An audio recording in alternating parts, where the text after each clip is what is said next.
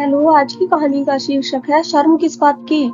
आजकल हम छोटी छोटी बातों पर बहुत शर्म करते हैं, जो कि नहीं करनी चाहिए। तो चलिए सुनते हैं ये कहानी।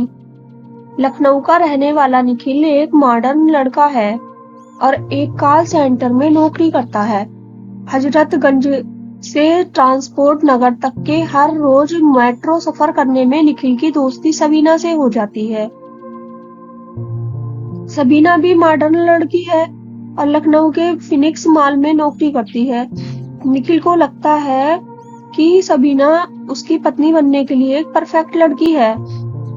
एक दिन निखिल ने अपने मन की बात सबीना से कह दी कि वह उससे शादी करना चाहता है। मॉडर्न लड़की होना कोई बुरी बात नहीं है, परंतु सबीना समझदार लड़की भी थी।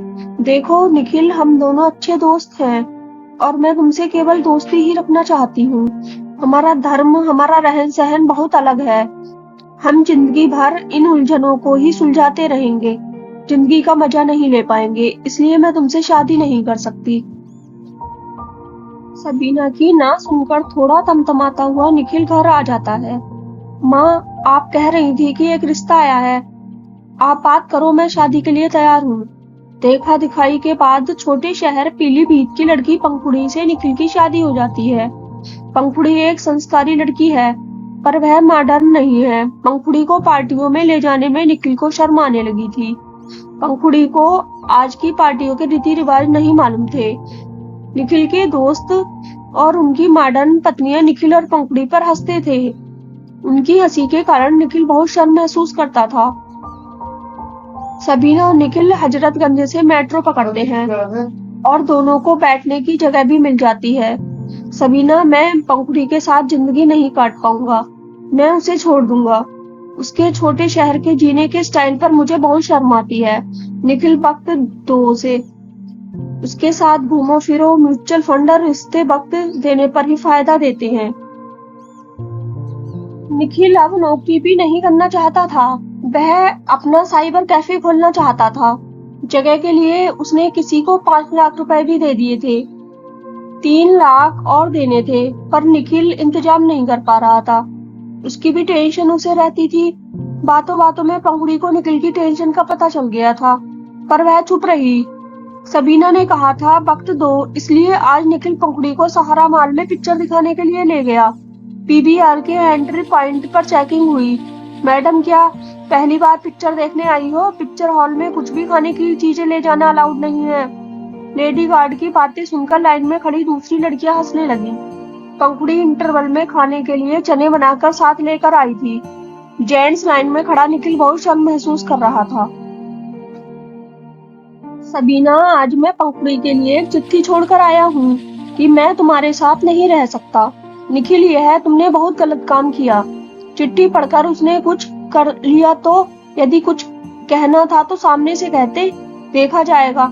शाम को निखिल घर आता है। चिट्ठी पढ़ी। तुमने क्या सोचा है? सोचना क्या है? आपने फैसला ले लिया है। फैसले के बाद सोचने की गुंजाइश ही नहीं रहती। जब मेरे पिताजी की मृत्यु हुई थी और उन्होंने मुझे मामा जी को सुपुर्द किया था, तो उन्होंने एक बात कही थी, बेटा किसी पर बोझ मत बनना। इसलिए मैं आप पर बोझ नहीं बनूंगी। मैं मामा जी पर भी नहीं बनी थी। कढ़ाई बुनाई करके अपना खर्चा करती थी और पैसे भी बचाती थी। धूमधाम से शादी इसलिए नहीं करी कि जमा पूंजी को उड़ाना सही नहीं है। पूंजी कभी दुख में काम आएगी। मेरे पास 3 लाख रुपए हैं। आप सेठ को देकर कैफे वाली जगह ले लीजिए, नहीं तो आपके 5 लाख भी मर जाएंगे और साथ में आपका सपना भी मर जाएगा। यह मत समझना मैं रिश्ता बचाने की कीमत दे रही हूँ। मामा जी की तबीयत खराब है। 10-15 दिन में ठीक होते ही वह मुझे लेने आ जाएंगे। और हाँ, मेरे 3 लाख मुझे धीरे धीरे वापस कर देना। रात भर निखिल के दिमाग पर बिजलियां कौंधती रहीं। सुबह मेट्रो में निखिल ने सारी बात सबीना को बताई। लकी हो निखिल, जो ऐसी पत्नी मिली। छोटी छोटी बात पर शर्म करना छोड़ दो। उस छोटी छोटी बात को अपनाओ। वह अज्ञानता नहीं है, अपना अपना जीने का स्टाइल है। निखिल को बात समझ में आ गई थी। अगले दिन संडे था। पंखुड़ी, आज पिक्चर देखने चलेंगे, चने जरूर बना लेना। पर वह गार्ड चने अंदर नहीं लेकर जाने देगी। बस तुम चने बना लेना, बाकी मैं देख लूंगा। निखिल ने मोटरसाइकिल निकाली और पंखुड़ी दोनों पैर एक तरफ करके बैठ गई। पंखुड़ी आज ऐसे नहीं, पैर क्रॉस करके बैठो, एक पैर इधर और एक पैर उधर, और कस के मुझे पकड़ लो। मोटरसाइकिल भागी जा रही थी सहारा मॉल की ओर। अरे मैडम, खाने की चीजें अंदर लेकर जाना अलाउड नहीं है, मालूम है? यह डिब्बा आप अपने पास रख ले, पिक्चर खत्म होने के बाद मैं तुमसे ले लूंगी। आज लोगों की हंसी निखिल को सुनाई नहीं दे रही थी। पिक्चर खत्म हुई, दोनों फूड कोर्ट में आए। निखिल एक पिज्जा ले आया। निखिल ने डिब्बा खोलकर चने पिज्जा पर उड़ेल लिए। अरे अरे अरे, यह क्या कर रहे हो? लोग देख रहे होंगे, कुछ हंस भी रहे हैं, आपको शर्म महसूस होगी। शर्म किस बात की पंखुड़ी, यह हमारा जीने और खाने का स्टाइल है। जिसको अच्छा लगे तो ठीक, जिसको बुरा लगे तो ठीक। फ्रेंड्स, कहानी पूरी सुनने के लिए थैंक यू।